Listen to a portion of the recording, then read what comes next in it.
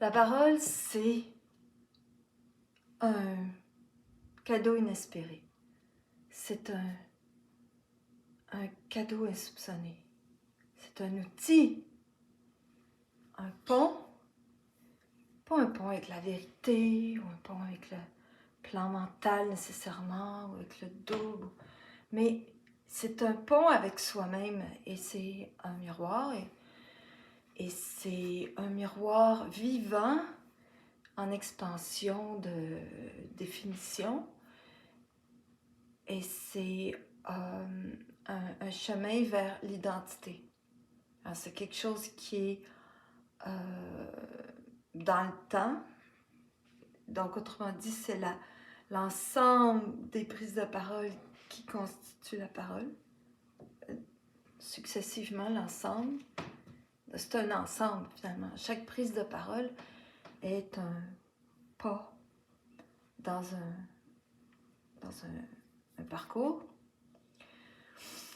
qui est transformationnel, qui est toujours inattendu, toujours révélateur. C'est comme un cours qui est toujours intéressant, qui passe aussi par l'écoute, parce que c'est l'ensemble des prises de parole. Moi, où je me trouve en février 2023, c'est aussi un mix avec la parole des autres.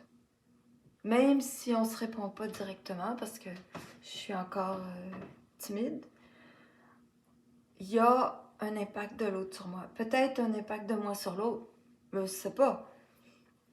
J'ai aucun indice, mais puis je laisse pas savoir l'ampleur de l'impact que l'autre a sur moi. J'y fais pas savoir parce qu'on n'est pas en échange direct par la parole échangée. Donc, tu sais, je peux laisser un petit commentaire. En tout cas, donc la parole permet de répondre à la parole des autres, mais pas d'une façon qui est adressée à l'autre. Non, pour moi, ma parole n'est pas adressée à l'autre. Pas encore, par timidité. Puis je vois pas ma timidité comme une tare, un handicap, comme un signe de retard. Non, je me compare pas. J'ai la vie que j'ai eue à peu près. Et je connais mes besoins et ça se compare pas.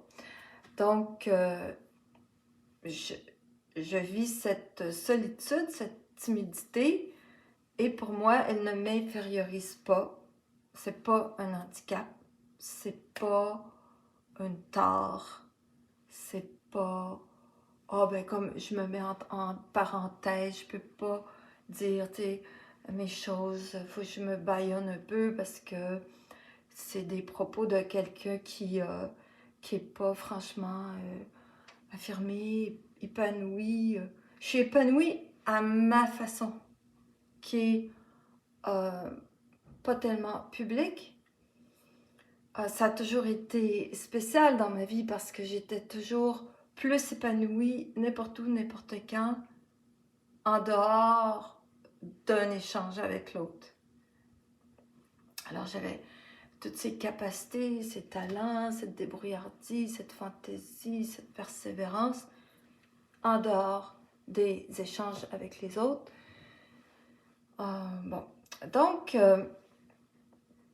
Donc, j'ai jamais pu me regarder dans l'œil de l'autre parce que ce que je voyais dans l'œil de l'autre, c'était quelqu'un qui était dysfonctionnel en échange. Les gens ne me voyaient que dans le cadre d'un échange. Et donc, aujourd'hui, je me tiens encore loin. Je vois tout le temps ça comme en deux étapes. T'sais. On se fait des forces, on se fait une canalisation, on se fait un réflexe à être centré.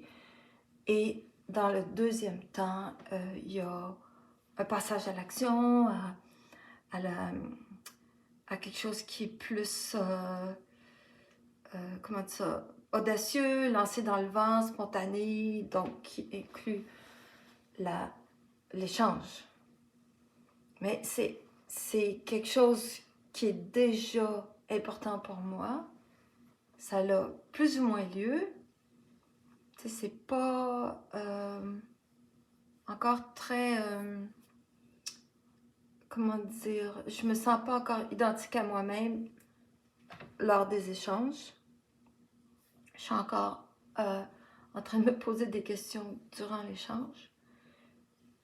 Mais je sens déjà que l'autre m'apporte ne serait-ce qu'une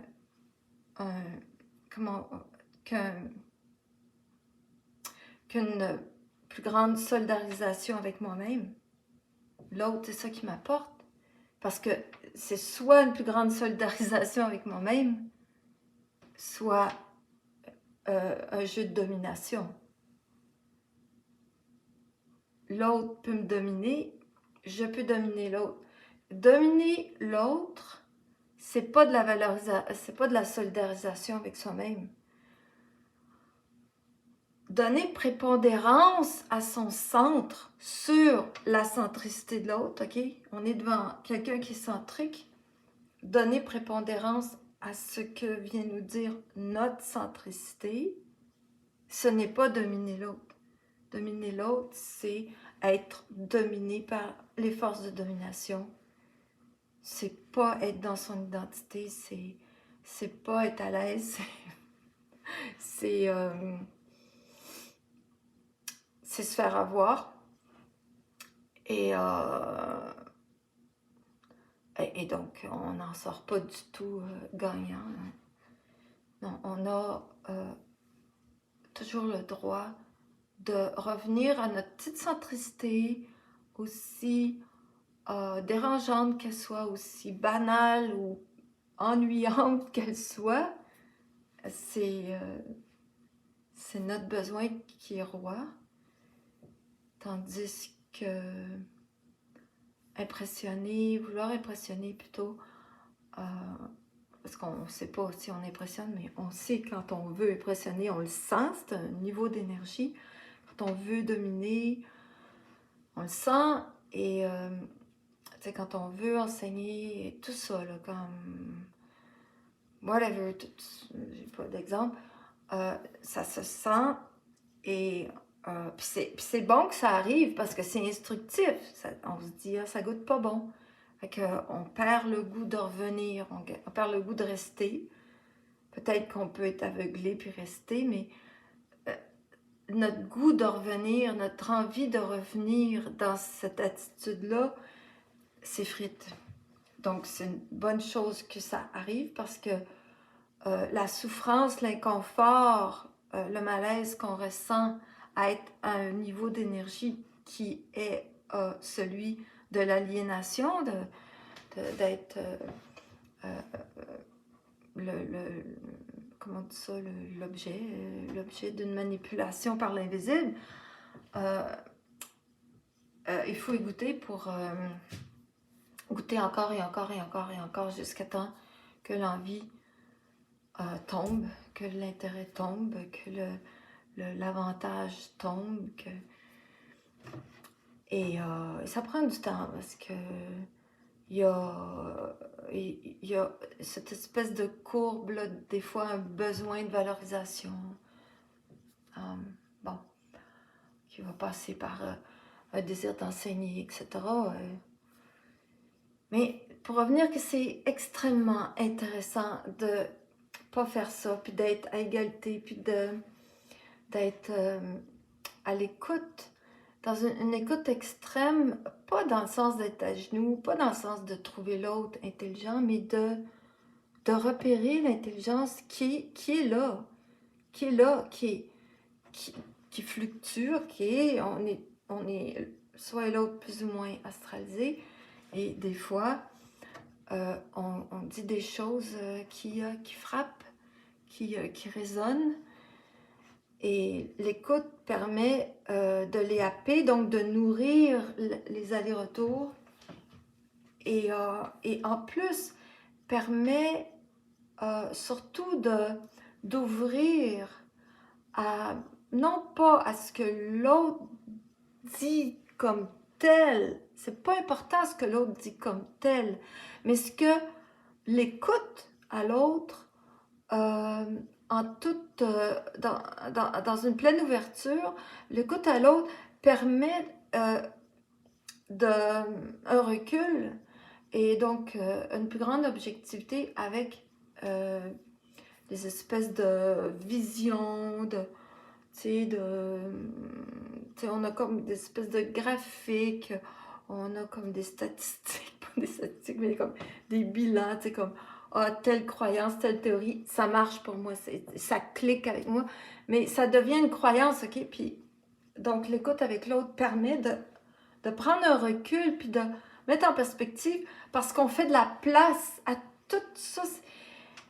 L'échange permet d'augmenter notre capacité d'être inclusif, donc de faire de la place de façon générale et non littérale, non au mot à mot, à toutes ces vues, comme par exemple de regarder la vie comme étant, la vie consciente comme étant l'œuvre du double, ou de regarder la vie consciente comme étant manipulée par tous ces phénomènes-là dans la matière et dans l'invisible au niveau de l'astral, toutes les instances astrales. Fait que qu'on regarde le système source ou qu'on regarde le système par lequel la source passe pour nous atteindre, c'est bon de ne pas rester, en tout cas moi j'ai trouvé juste à un moment donné de faire de la place à ce que à celui de ces deux points de vue-là qui n'était pas le mien. Et c'est un choc, ok? C'est un choc émotionnel parce que si je ne vais pas, c'est parce que je suis plutôt peureuse, puis je suis plutôt emphatique et abstraite. Alors j'aime mieux l'idée de focusser sur nos relations avec le double. C'est peut-être que c'est une fausse relation parce qu'elle est encore très, très spirituelle. Spirituelle, suis-je?